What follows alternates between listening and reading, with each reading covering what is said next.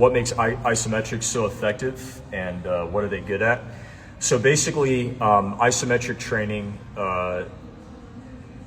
either reflects, accentuates, or mimics the amortization phase of movement, which is basically the transition phase from eccentric, which is the lowering portion of the movement, like the lowering portion on a squat, to concentric, which is the upward portion of a squat. So basically that transition from lowering to actually squatting back up to standing back up, that kind of short pause, that's the amortization phase.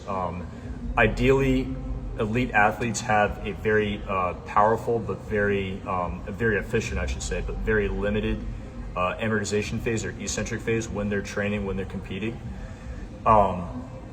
So when you do isometrics in training, especially if they're high intensity isometrics, you're stimulating the nervous system to be able to redirect force very, very quickly. If you're doing yielding, that would be an overcoming isometric, like if you're pulling or pushing against an immovable object. But then if you're doing yielding isometrics, which would be like split squat holds, spring ankle holds, bench holds, chin-up holds, stuff like that, that's ultimately going to train the kind of myotendinous areas that surround muscle groups, and that kind of that make up joints in certain cases, and that even to a certain extent connect certain muscle groups.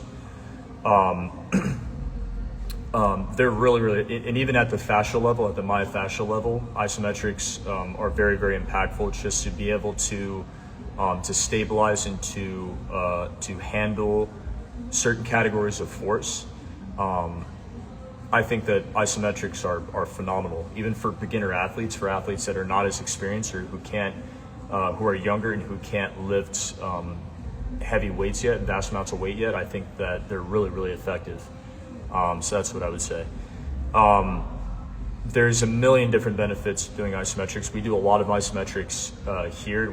I program a lot of isometrics online, just because, whether they be pause squats, pause deadlifts, pause bench, pause chin up, overcoming isometric pushes and pulls against a rack or against a wall or something of that nature. They're really, really effective for performance.